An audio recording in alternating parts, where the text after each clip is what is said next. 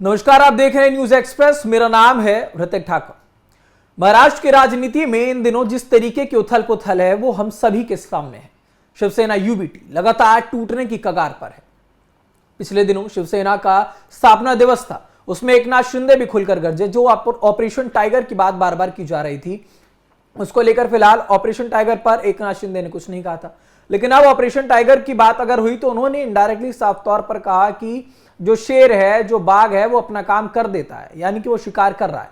अब ऐसे में 6 सांसद हैं जिनकी बात निकलकर सामने आई कि वो जो है अब एनडीए को समर्थन कर सकते हैं, शिंदे गुट में जा सकते हैं। तो आपको बता दें, शिवसेना पहले ही 2 भाग में बंट चुकी है। उद्धव ठाकरे की यूबीटी और जो असली चुनाव चिन्ह था, असली नाम था शिवसेना, वो शिंदे सरकार के पास आ चुका है। अब ऐसे में उस वक्त सरकार गिरी, उद्धव ठाकरे के हाथ से सरकार चलेगी, पार्टी का चुनाव चिन्ह चला गया और अब 6 सांसद लगभग जो हैं अब वो शिंदे गुट में आ सकते हैं। तो इसको लेकर के अब उद्धव ठाकरे ने कोशिश की है कि मैं कैसे भी करके जो डैमेज कंट्रोल है वो करूं, और इसी वजह से जिन क्षेत्रों से वो बागी सांसद आते हैं उन क्षेत्रों का दौरा करने की कोशिश उद्धव ठाकरे कर रहे हैं। अब इसी पर चर्चा करेंगे। मेरे साथ मेरे सहयोगी केशव झा हैं। केशव जी, सबसे पहले ये समझना चाहेंगे कि जो ये डैमेज कंट्रोल करने की चाहत अब उद्धव ठाकरे के मन में आ रही है, क्या इससे कोई कंट्रोल हो पाएगा? क्योंकि वो जो 6 सांसद हैं वो तो बागी हैं और ये कहा जा रहा है कि हो सकता है आज ही इस बात की औपचारिक पुष्टि भी कर दी जाए, ये बता दिया जाए कि आखिरकार वो उद्धव ठाकरे की पार्टी को क्यों छोड़ना चाह रहे थे। लोकसभा को जो उन्होंने लोकसभा स्पीकर को जो लेटर दिया है उसमें क्या कुछ लिखा है, उसे सार्वजनिक भी कर सकते हैं। देखिए, महाराष्ट्र में जो कुछ हो रहा है उसकी पटकथा बहुत पहले से लिखी जा रही थी, क्योंकि ये सिर्फ विचारधारा की लड़ाई नहीं है। समझिए कि जिस तरीके से बाला साहब ठाकरे के जाने के बाद हिंदुत्व की लड़ाई थी वहाँ पे, या पार्टी पे कब्जे की लड़ाई थी, वो सारा कुछ घटित हो रहा है।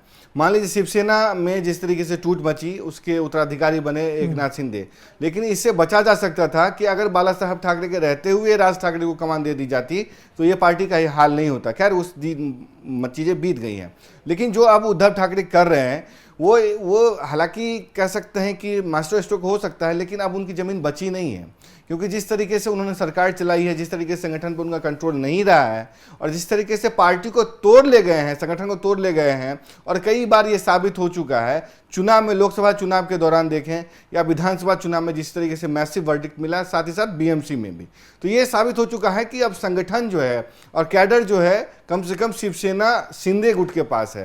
तो इस लिहाज से अब उनका आउटरीच करना बनता नहीं है। हाँ, ये Mamata Banerjee style of politics है कि आप स्ट्रीट पर उतरते हैं, लेकिन अब उस तरीके से एक्टिव नहीं रहे।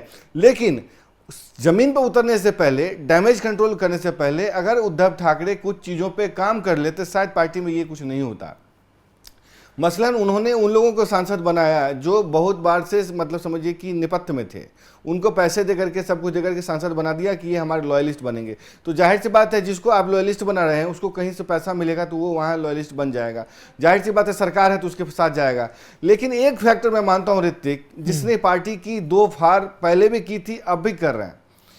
हमारे पर हालांकि इस बात की पुष्टि नहीं की जा सकती कि बंद कमरे में क्या कुछ होता रहा है, लेकिन संजय राउत की जो बयान है, तेवर है, या उनका जो लहजा है, ये समझिए कि पार्टी में टूट की बड़ी वजह बनी है। अपार्ट फ्रॉम द डील जो भी होता है, हॉर्स ट्रेडिंग जो भी होता है, क्योंकि कहा जाता है कि ये बाहर जिस तरीके से गाली दे रहे हैं, जिस तरीके से इनका रवैया है, ये रवैया बंद कमरे में इनका ऐसा होता है जैसे मान लो पूरी शिवसेना यही है। मतलब कहा जाता है कि अपमानजनक रवैया इनका पार्टी के दूसरे सांसदों के साथ रहता है, व्यक्तिगत हमले ये करते हैं। इस कारण से भी पार्टी में टूट मची है, और जो सांसद सीधे शिफ्टिंग कर रहे हैं उसकी बड़ी वजह ये है। अगर इस पर कंट्रोल कर लेते, जो पार्टी पे कब्जे की कंट्रोल है, यानी पर्सनल अटैक अमित शाह पे करना, संघ पे करना, प्रधानमंत्री मोदी पे करना, ये बताता है कि उन्होंने मतलब हर वो कोशिश की है कि पार्टी शिवसेना जो है उद्धव ठाकरे वाली और बीजेपी बहुत दूर चली जाए, और शिंदे गुट जो है और बीजेपी के बीच में नज़दीकियां बढ़ती जाएं। अगर नहीं भी है तो दोनों पास आने को मजबूर हैं, क्योंकि इनसे इनको दूरी रखना है। ठीक है, क्योंकि ये सारी बातें तो निकल कर सामने आई। अब ये भी कहा जाता है कि उद्धव ठाकरे की पार्टी की कई ऐसी नीतियां हैं जिससे जो वहां के लोग हैं, पार्टी के अंदर के लोग हैं, वो परेशान रहते हैं, उनकी बात नहीं सुनी जाती है। एक बात तो यह थी कि उद्धव ठाकरे से मुलाकात करने के लिए पूरा पूरा दिन निकल जाता है, कई समय उनको लग जाते हैं, लेकिन उद्धव ठाकरे से मुलाकात नहीं हो पाती। लेकिन दूसरी बात, आदित्य ठाकरे का जो इन्वॉल्वमेंट है शिवसेना यूबीटी में, कहीं ना कहीं वो भी एक बड़ी वजह बताई जा रही है जिसकी वजह से लोग इस पार्टी को छोड़ना चाहते हैं, या पुराने जो लोग हैं उनका ये कहना है कि शायद आदित्य ठाकरे के पास उतना अनुभव नहीं है, बावजूद उसके आदित्य ठाकरे की इन्वॉल्वमेंट ज्यादा है उन लोगों के मुताबिक। बिल्कुल, देखिए टीएमसी और शिवसेना की जो टूट है उसमें बहुत कुछ समानता है। जो सीनियर लीडरशिप है उनका कहना, खास करके एकनाथ शिंदे टाइप के जो लीडर हैं, जो कि लंबे समय से मराठी मानुष की राजनीति करते रहे हैं, जो कि बाला साहब ठाकरे के वरद हस्त थे, जिनकी बदौलत मुंबई पे या मराठवाड़ा वाले इलाके पे, ठाणे वाले इलाके पे शिवसेना का कब्जा रहा है या प्रभुत्व रहा है, उनको तवज्जो नहीं मिली।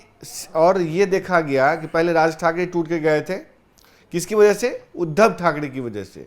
शिवसेना की कमान उन्होंने, राज ठाकरे जो एक कैलिबर के नेता थे, बोलने का स्टाइल एक बड़ी वजह थी उस वक्त, तो उसको न दे करके जो एक समझिए कि इन्फिनिटी कॉम्प्लेक्स का शिकार है, जो चुप रहना पसंद करता है, जो ज्यादा घुलता मिलता नहीं है, उसको आपने पार्टी कमान दी। तो आज न कल तो टूटता ही, पहले ही 20 साल पहले टूटी थी, लेकिन बाद में जब आदित्य ठाकरे वाली गलती, वही सेम गलती की गई, एकनाथ शिंदे मौजूद हैं, लेकिन आपने फिर से कमान दी, कहते हैं कोटरी को दी, आदित्य ठाकरे को पुत्र मोह में यहाँ फंसे, वहाँ बाला साहब ठाकरे फंसे थे, तो पार्टी टूटती ही। तो कुल मिलाकर के देख रहे हैं कि जो पार्टी है शिवसेना, वो कैडर पर चलती है।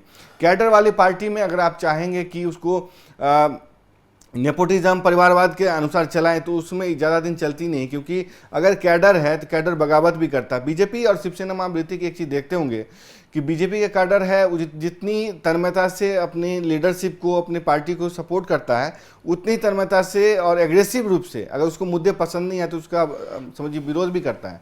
तो ये कैडर वाली पार्टी में होता है। शिवसेना कैडर थी, देखा कि पार्टी फिर से अपने बेटे के पास जा रही है, यानी आदित्य ठाकरे के पास में, जिसमें एक तो कैलिबर भी तो होनी चाहिए आपको पार्टी चलाने के लिए, वो भी नजर नहीं आई, तो जाहिर सी बात टूटेगी। सुप्रिया सुले का भी देख लीजिए, अजीत पवार में कैलिबर नजर आई तो वही पार्टी, वही भतीजा थे तो उनके पास पार्टी बची रही, पूरी पार्टी उलट कर चली आई, लेकिन सुप्रिया सुले के पास नहीं बची। वही है, राज ठाकरे चलाते तो चलती, लेकिन आदित्य ठाकरे के पास उतने कैलिबर नहीं है। ये भी तो कहा जाता है ना कि हिंदू राष्ट्र की बात करने वाली पार्टी और हिंदुओं को, सनातनों को सबसे आगे रखने वाली पार्टी, अब ये शिवसेना यूबीटी जो है वो उन विचारधाराओं से परे हो गई, और इसी वजह से कहा जाता है कि जो शिंदे गुट है उसके पास सबसे ज्यादा, जो चाहे अगर कहें वो विधायक टूट कर जा रहे हैं, वो सांसद टूट के जा रहे हैं, उनका कहना है कि जो बाला साहेब ठाकरे ने नीतियां सेट की थी, जिसके तहत पार्टी चलती थी, उसके तहत शायद अब उद्धव ठाकरे नहीं चला पा रहे हैं, वही सबसे इंपॉर्टेंट वजह जो है वो मानी जाती है। बिल्कुल, कहा जा रहा है कि जिस तरीके से पार्टी का टर्न अराउंड हुआ है एज फार एज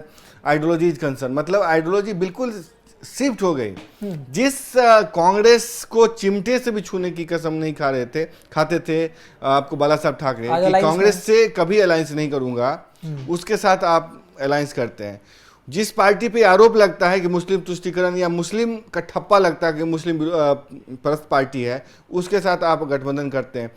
उसके बाद एनसीपी से करते हैं, सत्ता में सोनिया गांधी के साथ गठबंधन करते हैं, हर वो चीज़ करते हैं, हर वो बयान देते हैं जिससे कि हिंदुत्व की आइडियोलॉजी, हिंदुत्व की विचारधारा वहाँ कमज़ोर हो और आपकी बीजेपी संघ से दूरी बने। तो उसके बाद क्या उम्मीद रखते हैं कि वहाँ पे कैडर आपके साथ चलेगा? क्योंकि शिवसेना का जो कैडर था वो मराठी मानुष के साथ साथ हिंदुत्व का भी कैडर था, हिंदुत्व का भी साथ लेकर चलना चाहता था। जब उसने देखा कि पार्टी सत्ता के लिए, उद्धव ठाकरे सत्ता के लिए बिल्कुल कांग्रेस की गोद में जाकर बैठ चुके हैं, तो उन्होंने शिफ्टिंग करना ही ज़्यादा आसानी, मतलब आप शिफ्ट कर सकते हैं, कैडर शिफ्ट नहीं कर सकता। आपने शिफ्टिंग की, कैडर भी शिफ्ट हो गया शिवसेना के पास, शिंदे के पास। ठीक है, तो अब कहीं ना कहीं शिवसेना की अगर बात करें तो ये कहावत जो पुरानी है कि आप स्वयं ही अपने पतन का कारण बनेंगे, वो उद्धव ठाकरे के साथ हो रहा है। फिलहाल 3 से 4 जो सांसद हैं वो उनके पास शेष बच गए हैं। एक राज्यसभा सांसद संजय राउत उनके पास हैं, जिनको लेकर के अब उद्धव ठाकरे की टेंशन बढ़ी हुई है और वो बार बार इस कोशिश में जुटे हैं कि इस डैमेज को कैसे भी करके वो कंट्रोल कर सके। और इसी वजह से लगातार वो जो बागी सांसद है उनके क्षेत्रों में जाकर के वहां के लोगों से बातचीत करने की कोशिश में है, ताकि जो अभी फिलहाल मुट्ठी भर कार्यकर्ता बचे हैं उनको वो साध के रख सके। अब आने वाले समय में देखना होगा कि कब ये बागी सांसद जो हैं ये औपचारिक रूप से पुष्टि करते हैं, शिंदे गुट में जाते हैं, या फिर इसके आगे क्या कुछ होता है। तो हम अपडेट्स आप तक लगातार पहुंचाएंगे। फिलहाल आपकी क्या राय है हमें कमेंट बॉक्स में जरूर बताइएगा। देश दुनिया से जुड़े तमाम खबरों के लिए देखते रहिए न्यूज़ एक्सप्रेस।